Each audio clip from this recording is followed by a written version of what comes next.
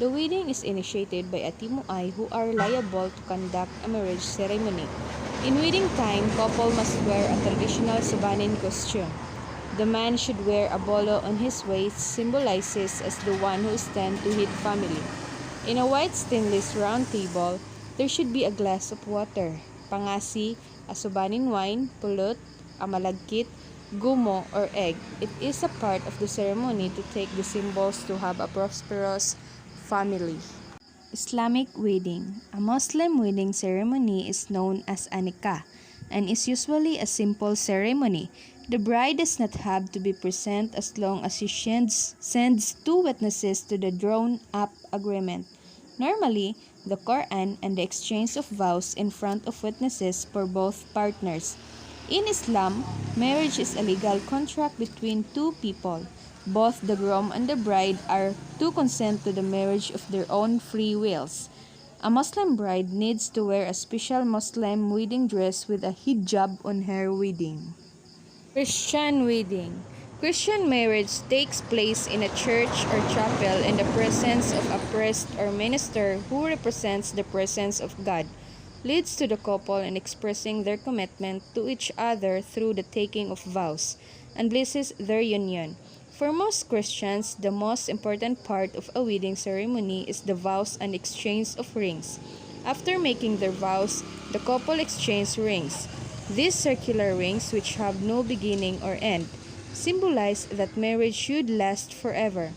The wedding ceremony will usually be followed by a meal and party. According to the Episcopal Book of Common Prayer, 1979, reflecting the traditional view, Christian marriage is a solemn and public covenant between a man and a woman in the presence of God, extended by God for their mutual joy, for the help and comfort given one another in prosperity and adversity. Rites of Lumad. Upon interment, they place death blankets over the corpses and then sit in burial caves. This group buries the dead in beautiful garments with jewelry, spurs, and ritual plates for their journey to the afterlife. Men of higher status are interred in coffins with carvings. Burial rites of Christians. Like most religious funeral, a Christian funeral service is tailored to the person who has died. The service is usually carried out at a church, crematorium, or cemetery and will include prayers, a sermon, readings, hymns, and sometimes music or poems. Burial rites of Muslims or Islam. Muslims are always buried, never cremated. It is a religious requirement that the body be ritually washed and draped before burial, which should be as soon as possible after death. Those carrying out this duty should be immunized against hepatitis B and be aware of the hazards of AIDS. Mode of dressings in Subanin. The traditional costumes worn by the Subanin men consisted of upper and lower garments with headdress and other accessories. The tight-fitting garments that was generally black made up of the men's upper garment called as sab. Mode of dressing in Igorot. Generally, it is called tapis. It is simply wrapped around the waist. Often, a thread is used to secure it from falling off. In the past, Igorot women wear no upper garment. Igorots, it is an adapted Old Tagalog word which means people from the mountains. Despite their 300 years of colonial role in the Philippines, the Spaniards failed to fully penetrate the Cordilleran Mountains. Thus, the Igorots remained free from foreign colonial influence until the arrival of the Americans who bribed them via formal education. Mode of dressing in Islam. Quran.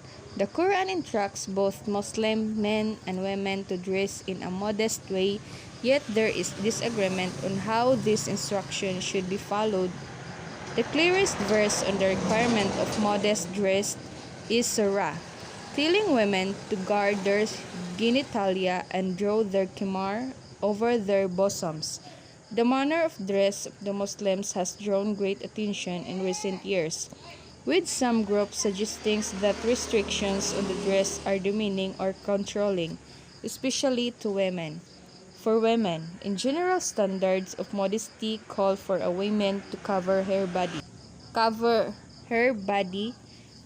particularly her chest. The Quran calls for women to draw their head coverings over their chest, and the Prophet Muhammad instructed that women should cover their bodies except for their face and hands.